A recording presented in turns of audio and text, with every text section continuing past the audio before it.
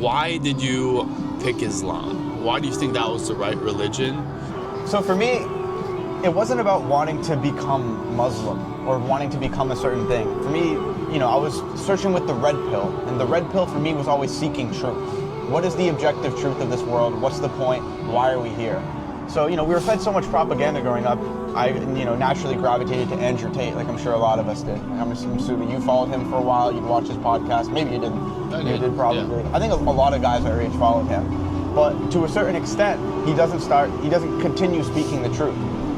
So the first I heard about Islam was actually out of Andrew Tate's mouth when he mentioned the Quran, and he mentioned that he publicly converted. And so that was, what initially piqued my curiosity. And then from there, I just went on a whole, chain of looking into the miracles of the Quran, looking into how the Quran was compiled, looking into the evidences of why the Prophet Muhammad is a true prophet, and just continuously looking into things. And then, 2 years later, I ended up accepting the faith. So what actually resonated with me, we talked about this the other day, but one, the pure monotheism aspect of it. So I grew up Christian, and there's nothing against Christians. A lot of my friends are Catholics and Christians. We can all get along peacefully. But when I prayed at night, I never prayed to Jesus. I would always pray to God alone. It didn't make sense for me praying to saints and different things like that. And like I said, this not to bash them. This is just what I come from. I always believed in praying to our Creator alone. I always believed our Creator did indeed send messengers. And it's very simple. If you look at the evidences for the Prophet Muhammad claiming he's a prophet, to me it's clear.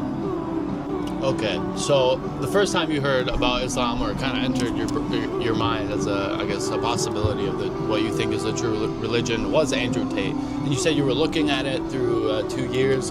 Well, okay, so what was the straw that broke the camel's back, so to speak? The straw that ultimately broke the camel's back was the aspect that I'm going to be buried alone. So there's no person that's going to be in front of me to defend me from God on Judgment Day.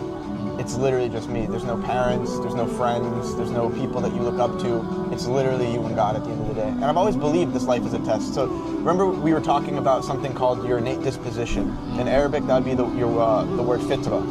So it's innate knowledge that your Creator placed inside of you. This is why a lot of humans around the world have a natural inclination to connect with God. That's not completely random. That's not just science.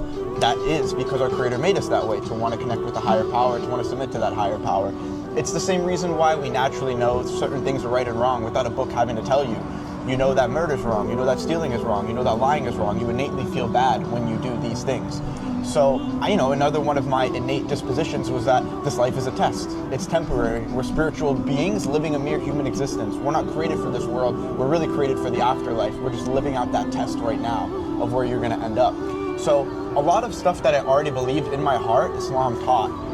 And that was another main reason I resonated with it.